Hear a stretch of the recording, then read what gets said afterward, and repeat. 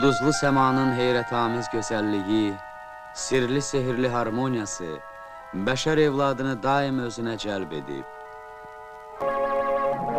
Bu sonsuz harmoniyanın qanunlarını öyrənən böyük alim, Azərbaycan xalqının dahi oğlu Nəsrəddin Tusi əsərləri ilə elmin bütün sahələrində silinməz bir iz buraxmışdır.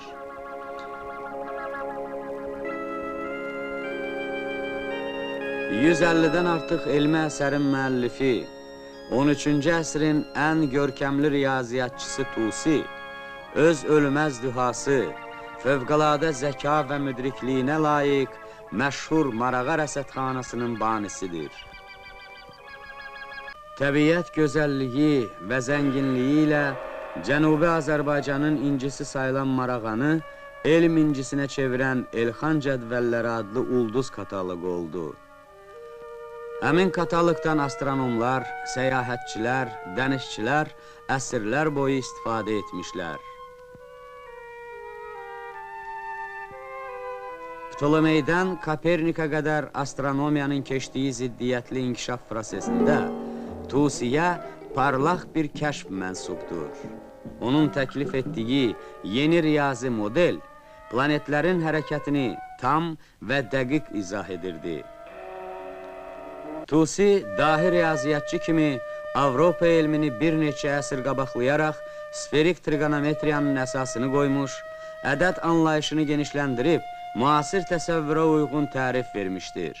Riyaziyyat tarixində ilk dəfə olaraq o, ixtiyari dərəcəli köklərin alınmasını izah edib. Astronomik məlumatlarla yanaşı Elxan cədvəllərinə 256 şəhərin dəqiq coğrafi koordinatları daxil edilmişdi. Bu cədvəllər Xristofor Kolumbun müəllimi Toscanelliyə məlum idi. 400 mindən artıq kitab və misli görünməyən cihazlarla təchiz olunan Marağa rəsədxanasının avadanlığı Kopernikin vaxtında Avropada işlədilənlərdən öz həcmi, quruluşu, kamilliyi və samballığı ilə üstün idi. Lakin müxtəlif ölkələrdə təsadüf etdiyimiz kitab və cihazlar Marağa rəsədxanasının əzəmətli keçmişinin şahididir. Dresdenin Svinger Muzeyinin fizika riyaziyyat salonunda Marağa rəsədxanasının ulduz qlobusu saxlanılır.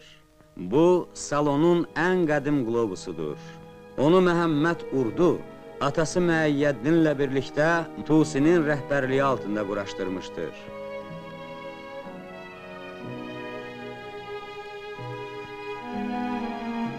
Zamanı və fəzanı fəth edərək Tusi fikri artıq bütün yer üzünə yayılmışdır. Onun əsərlərinə Florensiya və Leyden, İskəndəriyyə və London, İstanbul və Münhen, Təbriz və Viyana, Bağdad və Daşkənd, Paris və Heydərabad kitabxanalarının əlyazmaları fondunda rast gələ bilərik. Tusinin həyatının mənasını təşkil edən astronomik müşahidələr, onun adını daşıyan Şamaxı Astrofizika rəsədxanasında elmin müasir vasitələri ilə davam etdirilir.